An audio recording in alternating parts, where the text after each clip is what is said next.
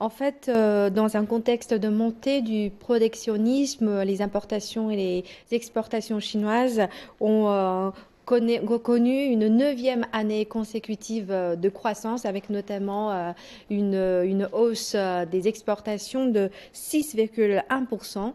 Et Mhm. selon vous, quels sont les fondements de cette compétitivité de la Chine?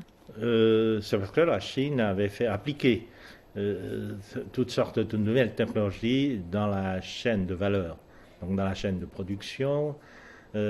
Si j'ai fait une enquête tout dernièrement dans le Zhejiang et dans le Jiangsu.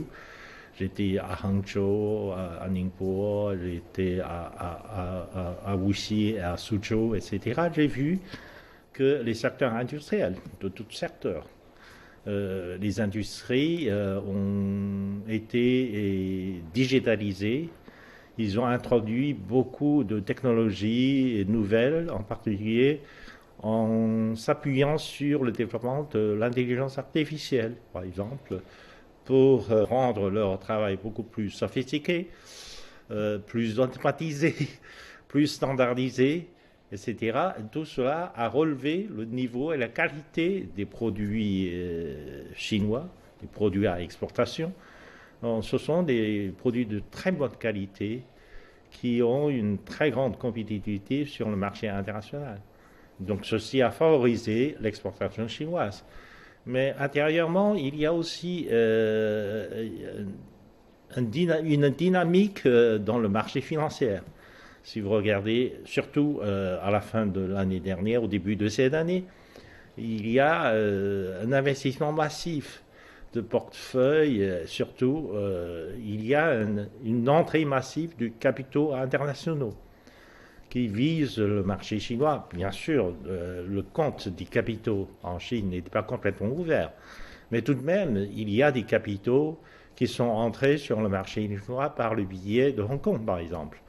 Et tout cela a d'une certaine manière, dopé le marché financier chinois. Et disons, le boom sur le marché financier a aussi donné un peu de certitude et de confiance aux consommateurs. Du coup, la consommation commence à monter légèrement. Et pourtant, la vigueur des exportations a entraîné un surplus commercial important, suscitant une attention particulière à l'échelle internationale. Comment analysez-vous ce phénomène de manière Oui, globale? le chiffre en soi est impressionnant et très important, etc., etc.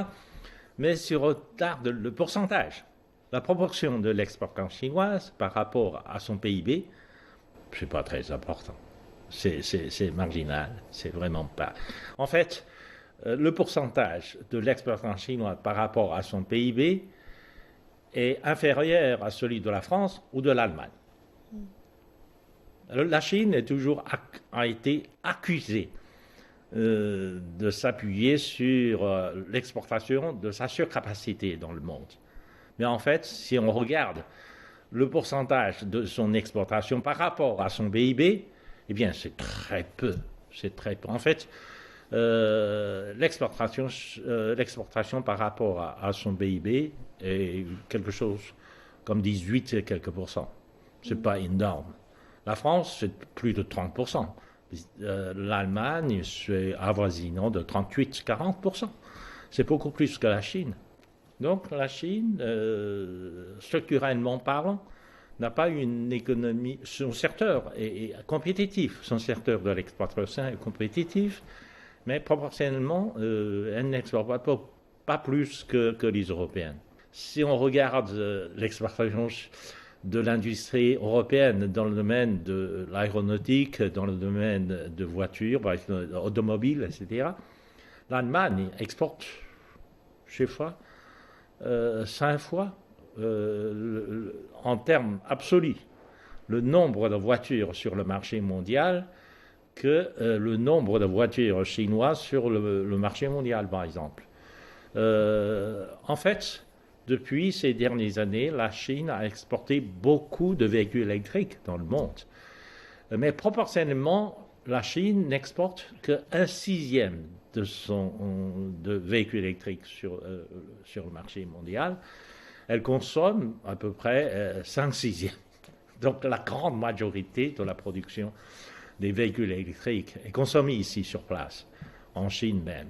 La Chine n'exporte qu'un sixième, alors que l'Allemagne exporte à peu près plus de 48% de sa production automobile sur le monde.